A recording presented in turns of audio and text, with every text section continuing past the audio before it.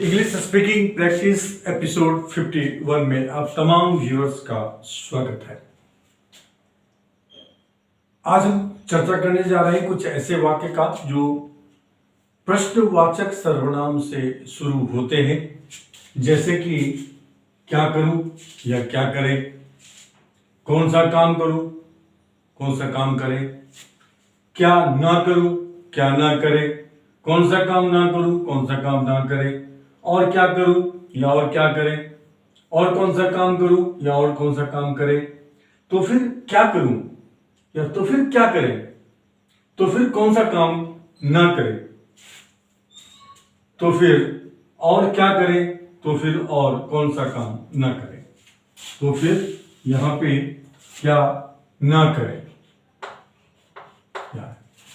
इस तरह के वाक्य में कर्ता नहीं होता है, ये बोलचाल में बहुत अधिक प्रयोग में आते हैं। ध्यान ये रखना है कि इसमें कोई कर्ता नहीं है। कर्ता जो है, जो छुपा है, वो हम खुद हैं, मैं हूं। जो बोलने वाला है वो स्वयं कर्ता है, लेकिन छुपा हुआ है। ऐसे वाक्य को करने के लिए जो बेसिक जो स्ट्रक्चर होता है वो होता है WH फैमिली के बाद आता है 2 + PV1 वर्ब का पहला रूप। अब प्लस में आता है जो है ऑब्जेक्ट, जो भी अगर कोई है, अब प्लस में आता है अदर वर्ड्स। और इसे हमें, और जो नॉट है ये 2 के ठीक पहले आता है। तो क्या करूं का हो जाएगा what to do, what to do. यहां कोई ऑब्जेक्ट नहीं है, लेकिन यहां है कौन सा काम करूं, व्हिच वर्क टू डू हो जाएगा व्हिच वर्क। कौन सा काम का अंग्रेजी है, which work to do. Which और हुज के साथ हमेशा कोई न कोई नाउन आता है। क्या ना करूं तो नॉट टू के पहले आ जाएगा, हो जाएगा what not to do, what not to do. Question mark, सारे में क्वेश्चन मार्क है। कौन सा काम ना करूं तो which work not to do, which work not to do.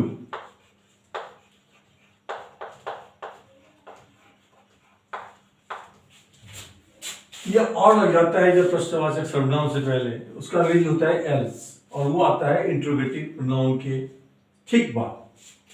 जैसे और क्या करूं तो हो जाएगा what else to do, what else to do. और क्या करूं या और क्या करें, और कौन सा काम करूं तो व्हिच एल्स वर्क, यहां आ जाएगा which else work to do. ये इंट्रोगेटिव प्रोनाउन के ठीक बाद आता है, which else work to do. तो फिर क्या ना करूं तो फिर की अंग्रेजी होती है THEN, देन, ये लास्ट वाला लगेगा।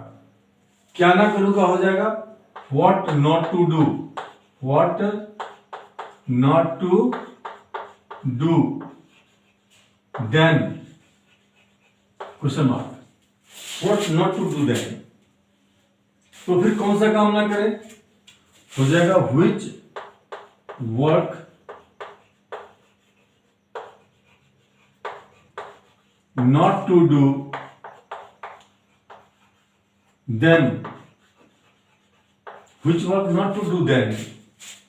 फिर तो फिर के साथ फिर और लग जाता है, तो ये यहां पे जो और के लिए एल्स लगेगा वो इंट्रोगेटिव प्रोनाउन के ठीक बाद आएगा, और तो फिर का होगा देन, जो कि लास्ट में आएगा। तो फिर और क्या करें, यहां जगह और क्या करें, what else to do, what else to do then. तो फिर क्या करें, तो फिर और कौन सा काम ना करूं, हो जाएगा which else work not to do then, which else work not to do then. अब ये जो वाक्य के पैटर्न है, ये है 1 2 3 4 5, इसका भी हो जाएगा नेगेटिव, तो फिर और क्या ना करूं, what else not to do then, छठा हो जाएगा what else not to do then, what else not to do then. ये बहुत ही ब्यूटीफुल स्ट्रक्चर है और अगर इसको आप प्रैक्टिस करेंगे, 2 बार 4 बार प्रैक्टिस करेंगे, ये 6 तरीके से बनता है। ये बिना कर्ता के होता है, यहाँ कर्ता जो है सब्जेक्ट जो है मैं छिपा रहता है, जो बोलने वाला है वो छिपा रहता है। वहां भी छठा हो जाएगा ये which else work not to, ये तो आ ही गया यहाँ पे not to do that, फिर और कौन सा काम ना करो। ये 6 तरीके से। अब इसमें अब किसी भी अन्य जो है, जैसे कि मैं उससे क्यों कहूं, वाई टू टेल हिम, मैं उससे क्यों ना कहूं, why not to tell him, मैं उससे और क्या कहूं, मैं उससे और क्या कहूं, what else to tell him, मैं कब आऊं, व्हेन टू कम, मैं कब नहीं आऊं, व्हेन नॉट टू कम, मैं और कब आऊं, व्हेन एल्स टू कम, मैं और कब नहीं आऊं, when else not to come, तो फिर कब आऊं, व्हेन टू कम देन, तो फिर और कब आऊं हो जाएगा when else to come then, मैं फिर कब नहीं आऊं, when else not to come then.